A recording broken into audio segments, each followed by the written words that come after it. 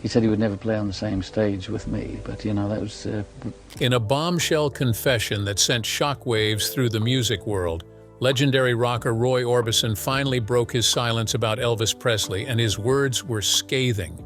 The revelations he shared were eye-opening and deeply damaging, casting Elvis in a troubling new light and raising questions about his character and legacy. What did he reveal? Join us to explore the details. The silence that left fans wondering. In the world of rock and roll, there has long been a mysterious question that lingered quietly in the air. This mystery has lurked in the shadows for years, influencing rumors and discussions among fans. It was a presence felt in music stores, hinted at in underground magazines, and pondered over at tribute events. Vinyl collectors frequently pondered this puzzle, unable to crack its code.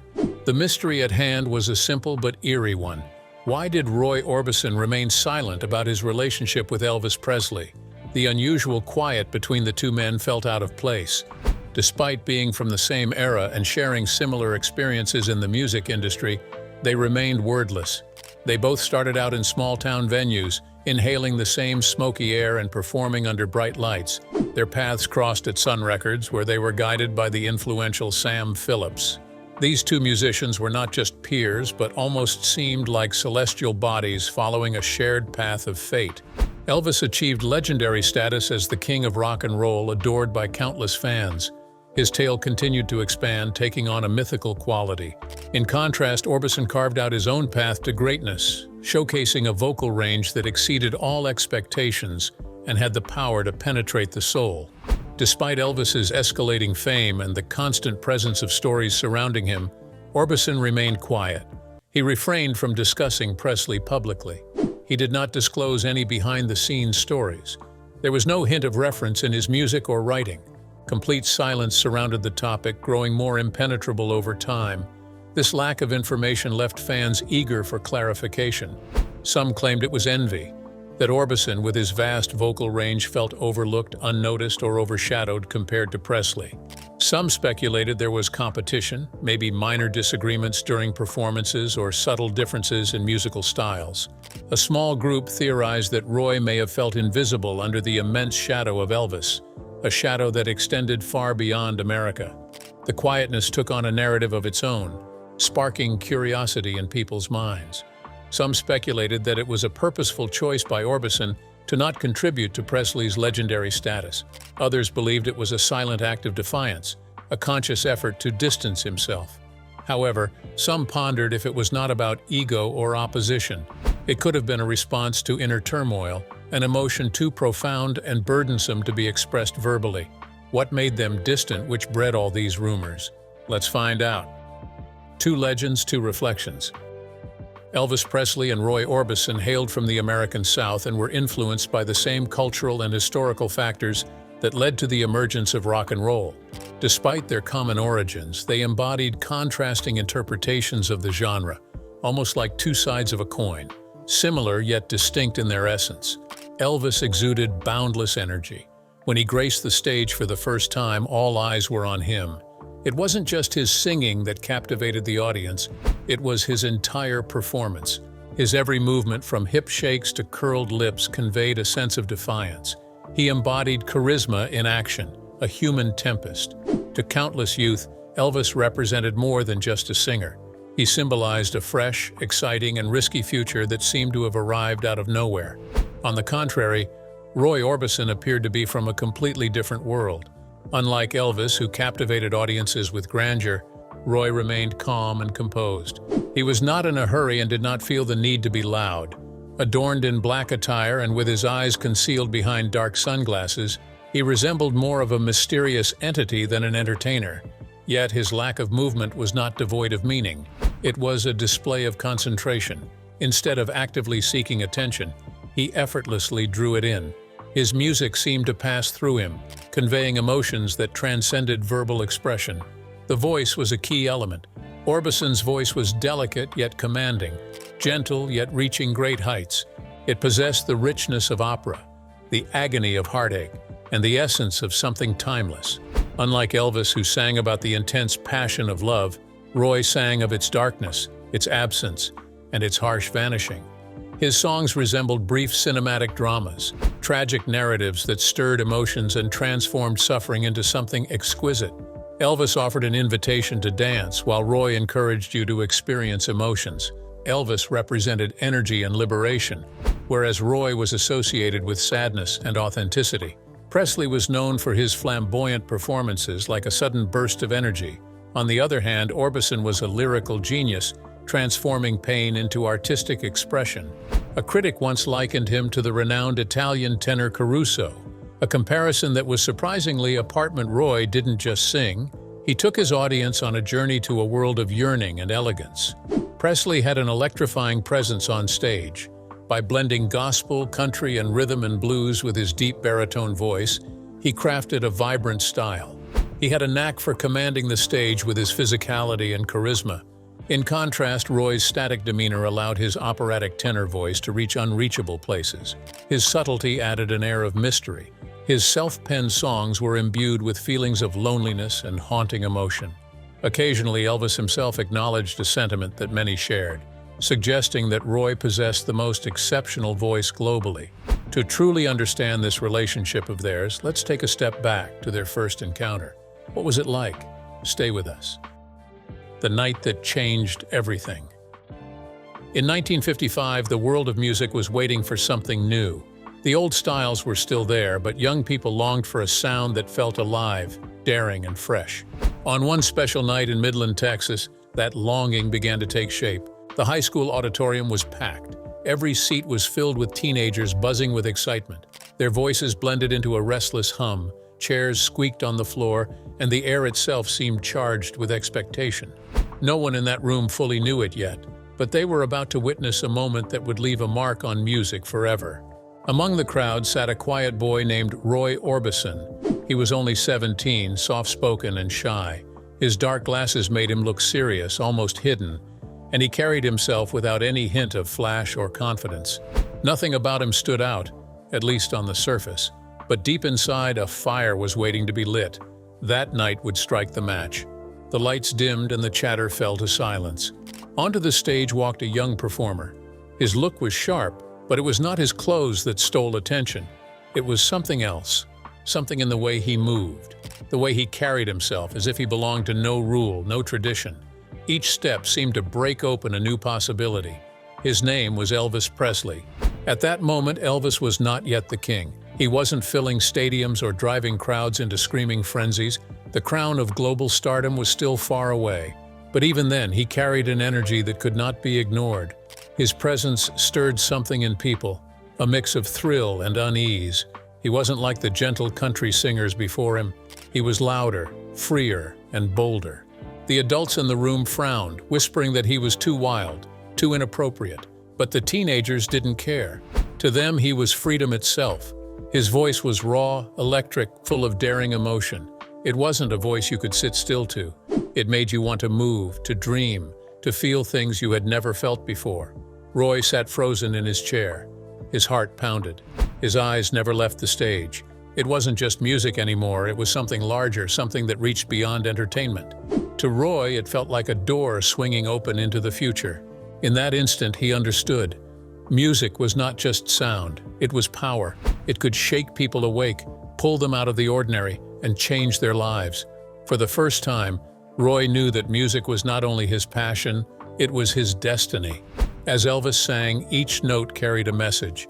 Every movement, every burst of energy seemed to say that the world was ready for voices that didn't fit the mold. There was room for the unusual, for the different, for those brave enough to step into the light. When the final curtain dropped, the room exploded with cheers. Teenagers screamed, stomped their feet, clapped until their hands were sore. The sound was deafening, but Roy stayed still. He wasn't cheering, he wasn't clapping, he was thinking. Something inside him had shifted forever. That night had shown him the path. He didn't need to be like Elvis, flamboyant and fiery. Roy was different. His gift was quiet strength, mystery, and a voice that could touch hearts with sadness and beauty. But Midland, Texas, 1955, was the moment that told him he was meant to take his own journey. The encounter that changed his destiny. Roy Orbison's encounter with Elvis Presley in Midland sparked a fire within him that continued to burn brightly. This newfound passion fueled his every move, driving him to seize every opportunity that could potentially lead him closer to the world of fame and success he had witnessed that night. However, breaking into the competitive world of rock and roll in the 1950s was no easy feat, with aspiring artists battling fiercely for a chance to shine in the spotlight. Roy's life changed when he encountered Johnny Cash, who had already established a successful career. Johnny was known for his captivating voice and strong stage presence, making a name for himself at Sun Records. Recognizing Roy's unique talent, Johnny was drawn to the clarity and emotional depth in his voice, which had the power to captivate listeners. Johnny perceived a hidden talent in Roy's quiet demeanor that others tended to ignore. He had a strong belief that Roy, despite his reserved nature, had the potential to become a prominent singer. Motivated by this belief, Johnny made a life-changing decision to integrate Roy into the core of the music scene. He granted Roy a rare privilege that very few outsiders could even imagine: a backstage pass to attend an Elvis Presley concert. On the evening of the gathering, there was a charged feeling in the air. Teenagers outside the building were in a frenzy, shouting and trying to get a look at their beloved celebrity. The girls were sobbing his name, while the boys were clenching their hands, all under the spell of Elvis's incredible charm. In contrast, inside the venue, the atmosphere was thick with smoke, sweat, and anticipation. Security personnel stood guard around the corridors, creating a barrier to protect the young musician and prevent the outside commotion from entering. Johnny Cash possessed the solution. Assertively, he guided Roy past obstacles, through anxious supervisors, and into the concealed core of the evening. Roy experienced an overwhelming sensation with each step he took. He transitioned from obscurity to the domain of iconic figures, and before he knew it, Elvis Presley appeared. The gathering was short, with no extended talks or exciting interactions. However, for Roy, it made a lasting impression. Elvis wasn't just a person in that moment, but a representation of all of Roy's aspirations. The encounter was fleeting, almost hazy, but it left a lasting mark on his mind. Roy rarely discussed the experience in the following years, keeping it private and sacred. Nevertheless, it remained a vivid memory for him. In a room behind the stage, saturated with the haze of cigarettes and the drive to succeed, were three aspiring individuals who were destined to make their own imprint on the course of history: Elvis Presley, Johnny Cash, and Roy Orbison. Elvis had emerged as a controversial figure in the midst of a cultural revolution. Johnny embodied the stability and authority of a nation in transition, while Roy, considered an outsider, held a distinctive quality that hinted at a new, unparalleled sound waiting to be unveiled to the world. In their own unique approaches, Elvis and Johnny recognized the potential in Roy. They motivated him to pursue his chance with Sun Records, the modest Memphis record label that had turned obscure vocalists into icons. This was the same label that had kick-started Elvis's career, that had established the success of Johnny Cash and Jerry Lee Lewis. It was now possible for Roy to make his mark. Sun Records was a challenging environment for newcomers. Sam Phillips, the producer in charge, was known for his discerning ear and high expectations that could potentially discourage even the most optimistic artists. Mediocrity was not tolerated by Phillips. He sought out passion, dynamism, and innovation. Upon hearing Roy's initial performance, Phillips had reservations. Roy's musical style leaned towards a softer, more melodious sound, expressing a tenderness and sadness that differed from the bold confidence Phillips typically sought. Still, there was something that stuck with him. He made the choice to give him a chance. But as both of them made names in the world of music, they suffered different pains which they poured into their music. Let's dive into it. When sorrow took the stage. Elvis Presley and Roy Orbison emerged as prominent figures in American music as their professional journeys progressed. Despite their contrasting personas, Elvis as the dynamic entertainer and Roy as the introspective artist, there was an unusual connection between them beyond the fame and recognition. Their individual paths were marked by personal struggles and hardships, leading to a sense of melancholy that lingered in their lives. Elvis faced risks not from external forces, but from internal struggles. During the peak of his popularity, with his name being known worldwide and his image imprinted in the minds of many, he felt confined by the title of king that he held. The burden that came with being royalty became increasingly oppressive over time. What had initially felt like liberation, performing on stage with a microphone and the ability to touch people's emotions, gradually transformed into a form of captivity. Elvis lived within the confines of Graceland, surrounded by those who only told him what he wanted to hear, shielding him from reality and perpetuating the myth of his own persona. Though appearing invincible to the rest of the world, he grappled with feelings of isolation, weariness, and the pressure to maintain a facade that no longer felt authentic. His reliance on prescription medications was not for pleasure, but rather to numb the weight of his own fame. The late nights, erratic behavior, and excessive indulgence were all symptoms of a man losing control, consumed by the very celebrity that once set him apart. Despite being adored by countless fans, he increasingly found himself standing alone in his struggles. Roy Orbison experienced a different kind of sorrow, one that was abrupt, conclusive, and crushing. While Elvis struggled with internal battles, Roy endured painful losses that could shatter anyone's spirit. The year 1966 brought a tragic turn of events when he and his wife Claudette were involved in a motorcycle accident. A pickup truck hit her, and within moments, his beloved wife was taken away from him at the young age of 25. The grief was overwhelming, leaving Roy feeling empty and consumed with sorrow. But the darkness did not end there. 2 years later, during Roy's tour in Britain, another devastating event occurred. A fire broke out in his residence in Tennessee, resulting in the loss of his 2 older sons. While he was far away, the news of their deaths reached him. He had already faced the loss of his wife and now had to mourn the deaths of his children as well. The once vibrant home that resonated with joy and melodies was now reduced to rubble. The eerie silence that enveloped the surroundings was deafening to him alone. Many men would have fallen apart, but Roy persevered, bearing the marks of his struggles. His sorrow seeped into the lyrics of his songs, shaping them with a personal touch. While others may approach heartache as a concept, Roy expressed it with vivid recollections etched in his own heart. His already somber voice took on a deeper, more fragile quality, quivering with emotion in every note. Gone were the days of singing mere tales. Now his ballads served as heartfelt confessions, revealing the depths of a man acquainted with grief. Although Roy's misfortunes were well known, Elvis had a more subdued tragedy that lurked in the shadows of his celebrity. The legend of Elvis Presley became so overwhelming that the actual person seemed to fade away within it. He ceased to be just a performer or a film star. He became a representation, and representations cannot relax, make mistakes, or be ordinary. Elvis, despite his vitality and charisma, found himself ensnared in a veneer of success. While the public beheld the idol, in private the man dwindled, overwhelmed by the expectation to fulfill an unattainable ideal. Roy did not have the responsibility of representing an entire culture like others did. Instead, he carried a burden that was deeply personal and incredibly heavy. His life was a reflection of resilience, quietly navigating through challenges that would have overwhelmed most people. His sorrows seeped into his music, transforming his songs from mere entertainment to haunting reflections of real pain. When he sang about lost love, it was not an act, it was a recollection. And when he sang about loneliness, it was not for show, but a genuine expression of his truth. Both individuals were deeply affected, albeit in varying ways, by the source of their talent. Elvis was driven by the overwhelming allure of fame, which ultimately destroyed his inner tranquility. On the other hand, Roy was constantly haunted by the cruel hand of destiny, which took away those he cherished the most.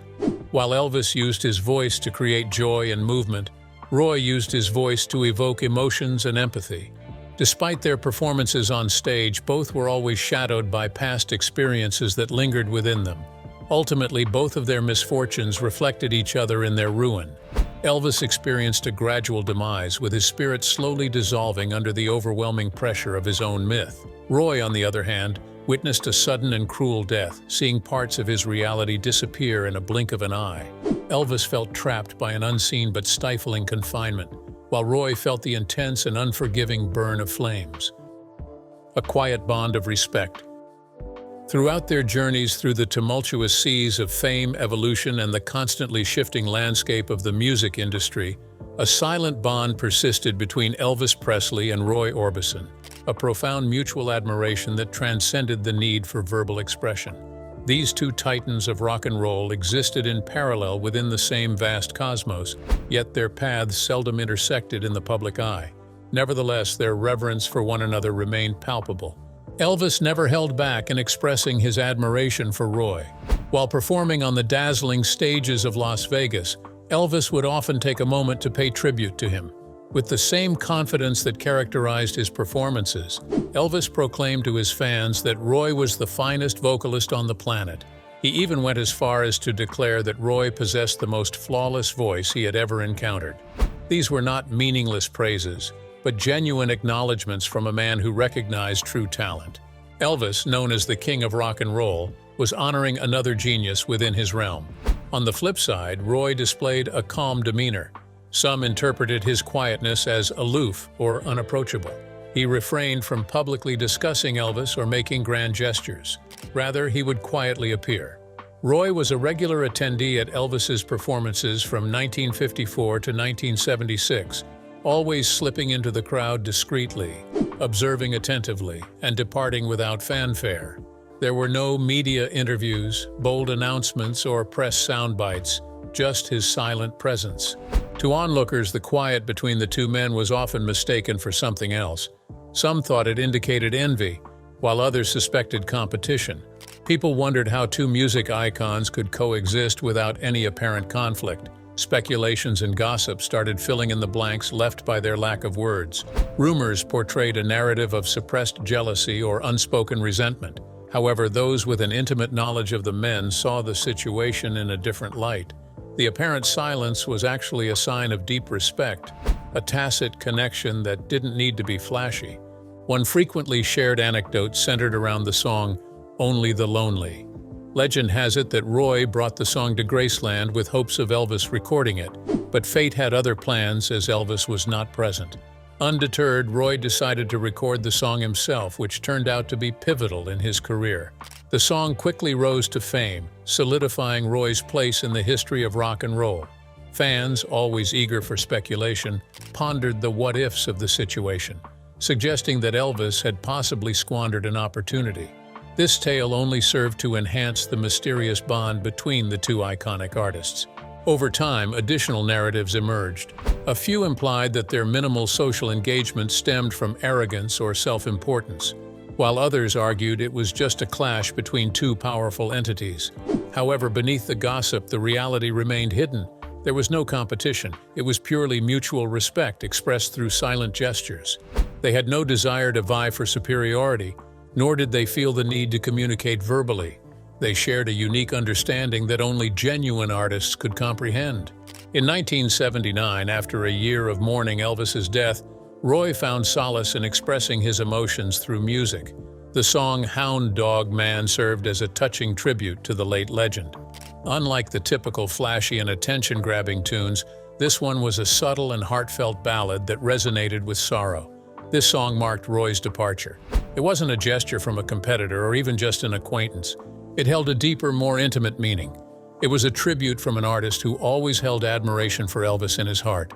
Through the melody, he conveyed things left unsaid. He paid homage to Elvis not through speech, but through the shared language of music. Roy's "Hound Dog Man" was his peaceful tribute to the king, a graceful farewell to an idol he had long admired. Instead of bidding adieu with a bang, he chose to do so through music. Though subtle, the message was everlasting. In the very end, what did Roy reveal about Elvis? Let's dive in. A truth finally spoken. Fans and music enthusiasts pondered for a long time as to why Roy Orbison never mentioned Elvis Presley. Whenever Elvis's name came up, Roy would choose to remain silent. His silence added a sense of intrigue. People speculated on the reasons behind his silence. Did it stem from envy or competition? Or was there a secret lurking beneath the surface? Roy chose to keep his thoughts to himself, allowing the silence to become more profound over time, almost taking on a sacred quality, as if revealing the truth would unveil something deeply personal. The absence of sound came to an abrupt halt when Roy decided to divulge his thoughts during a conversation with Australian rock expert Glenn A. Baker. His decision to break his silence was significant due to the long period of time he had kept his thoughts to himself. As he started to talk, he delved into his memories, recalling a specific moment that felt fresh in his mind despite the passage of time. Roy recounted his experience of witnessing Elvis Presley's performance in Odessa, Texas for the first time. This took place before Elvis's fame reached legendary status, before his persona overshadowed his true self. The memory of that night stayed ingrained in Roy's mind forever. When Elvis stepped onto the stage, there was a noticeable shift in the atmosphere. His energy and presence were unparalleled in Roy's eyes. His intuition was keen, organic, and relentless. Roy emphasized that during that era, there was no one else like Elvis. He was a fresh and groundbreaking force that commanded attention. That evening, Roy experienced a transformation deep within himself. Witnessing Elvis's performance opened his eyes to a fresh perspective on music. It inspired him to pursue a dream he had never thought possible. Elvis was not just a vocalist, he was a source of inspiration, igniting passion in the hearts of his audience. This spark would ultimately set Roy on a path toward a lifelong music career. However, the situation was more complex than it seemed. Roy disclosed the cause for his extended period of quietness. He refrained from speaking up for so many years not due to competition and not because of jealousy. He avoided being perceived as someone dependent on the fame of Elvis. He desired to establish his own identity, create his own music, and carve out his own niche in the annals of music. He aimed for his career to flourish independently without relying on the reputation of another individual, even if that individual happened to be the iconic king of rock and roll. His decision to remain silent was not rooted in arrogance, but in principle. The unexpected part came next, when Roy revealed in a sincere manner that he did not feel jealous of Elvis, but rather felt sorry for him. This admission was significant, as it challenged previous beliefs. While Elvis seemed to have it all, fame, wealth, influence, and a lasting legacy, Roy viewed things differently. He saw the downside of fame, how it could be both a gift and a curse. Elvis may have been admired, but he was also constrained. His life was not his own, trapped within the gilded confines of his celebrity status. The very thing that elevated him also bound him in chains. Roy expressed profound admiration as he discussed Elvis, applauding his talent, skill, and captivating stage presence. He marveled at Elvis's dedication to each and every performance, yet also recognized the challenges that come with immense fame. Rather than envying this larger-than-life persona, Roy saw it as a source of sorrow. His lack of words over time was understandable, as speaking casually about Elvis or trivializing his experiences felt disrespectful. Maintaining silence was a way for him to honor the significance of Elvis's challenges. Roy Orbison's words, finally spoken after years of silence, had a soft yet impactful effect.